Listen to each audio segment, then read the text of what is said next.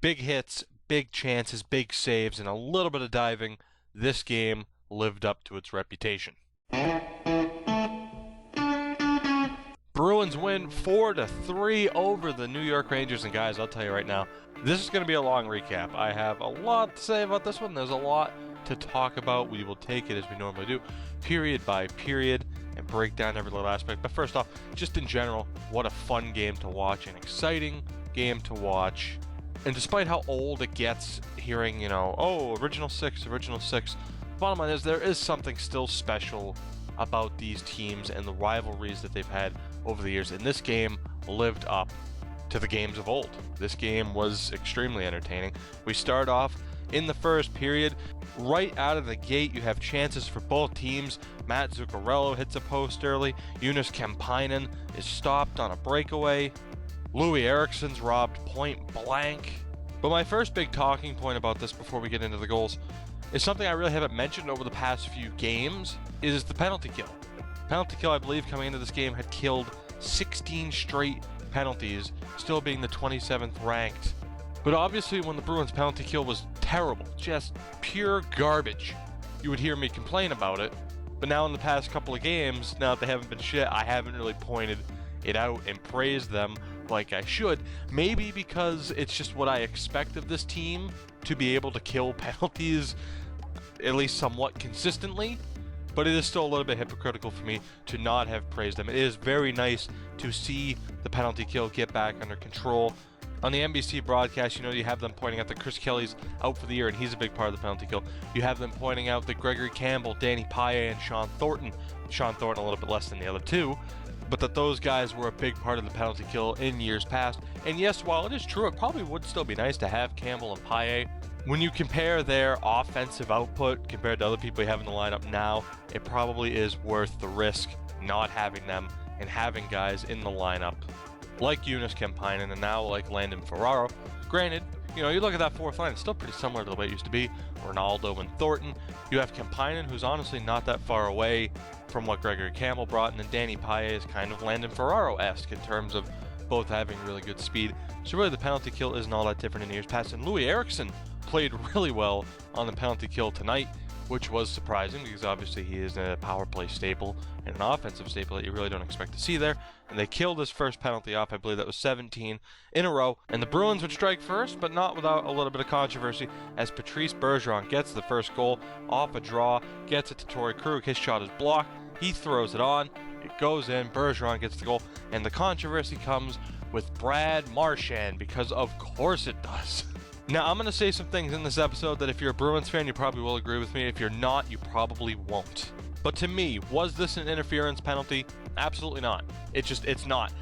And I will say this. On the play, Brad Marchand, unless he has amazing peripheral vision, had no way of knowing Lundqvist was at the top of his crease, let alone that he was about to hit the stick. This was completely incidental. Now, simply because it was incidental, that doesn't exactly mean it wasn't a penalty. Just in general, I'm saying that is not a penalty.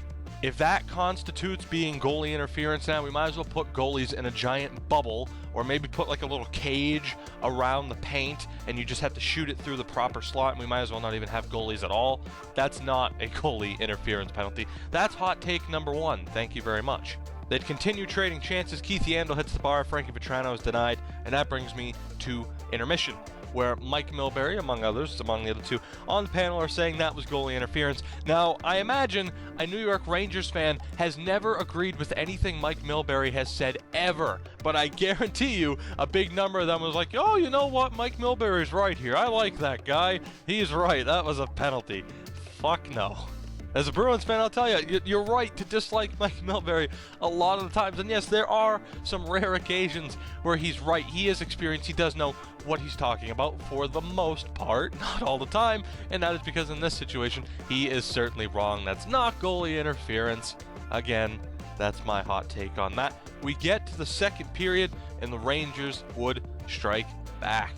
They started off very strong, much like they did in the first period. A good forecheck. They get a puck in front, and Oscar Lindberg puts it home, tying up this game at 1 apiece. Lindberg continues to play pretty strongly. He cooled down a little bit after his hot start, but he gets the goal here, And then off a face-off, bad coverage, Brett Connolly can't clear the puck. Rick Nash is just left wide open in front of Rask, just in case it doesn't get cleared. It doesn't. He gets it in front, backhand, forehand, beats Rask, 2-1 New York. And then we come up to controversy number 2, Matt Bolesky's hit on Derek Stepan. First of all, we'll touch up on the hit itself. Do I think it was penalty worthy? No, I don't. The rule is 0.8 of a second before the hit's late.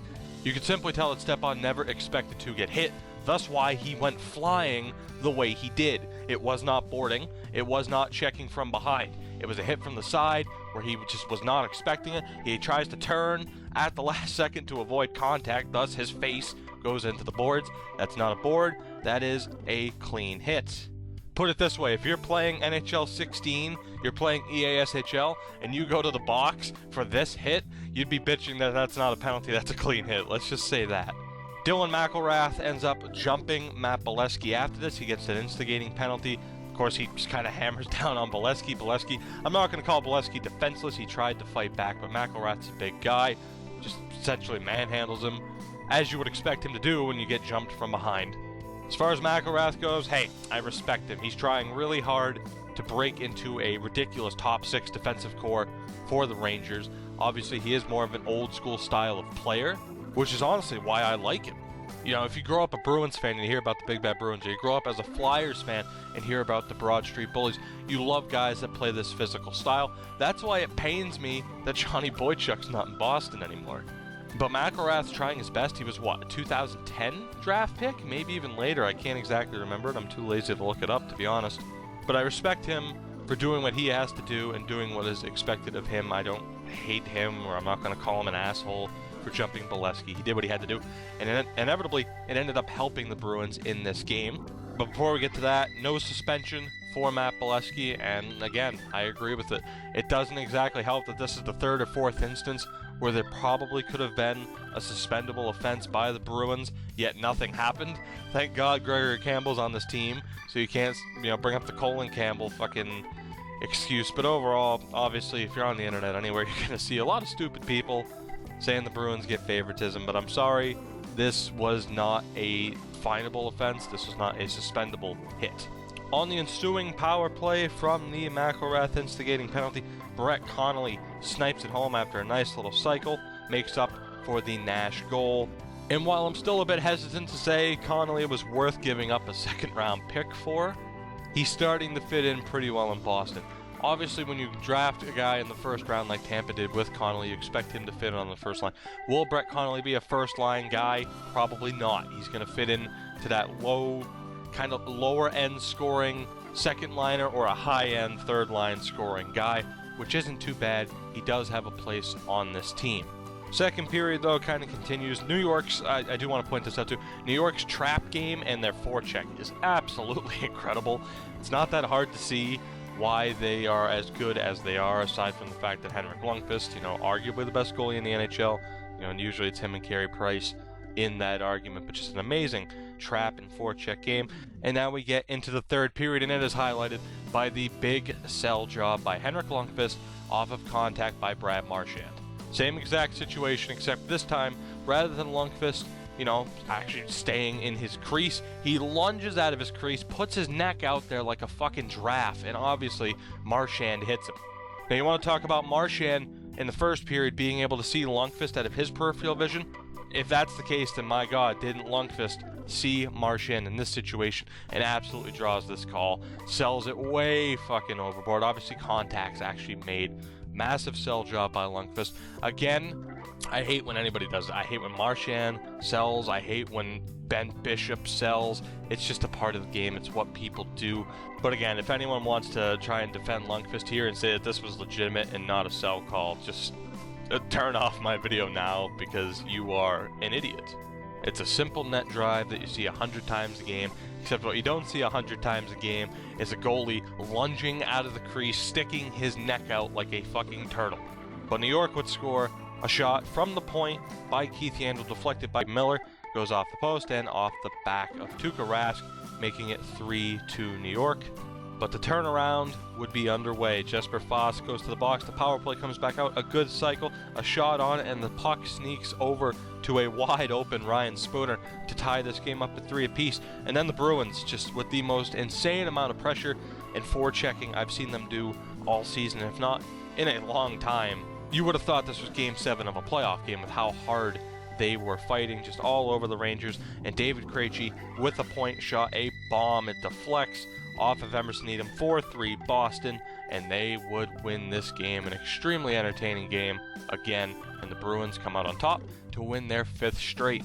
So again, I'm not going to touch up on anything else that happened in this game. This video's gone on long enough. The month of October ended extremely well. The month of November was a bit of a struggle with an 0-3 start, and honestly you had my guess of only winning 3 games in the month, but overall they win 7 out of 12. Not too bad, including obviously now 5 in a row, 6 of their last 7, and now they move on to the month of December, where they start with the big 3-game road trip. Edmonton, Calgary, and Vancouver. They're 8-2 on the road this season. I expect Rask to get the start in Edmonton, and then Calgary, Vancouver. Obviously Gustafsson will get one of those games, but the month of November, not exactly an easy one either. You have those 3 games. You have Nashville at home on Monday, December 7th.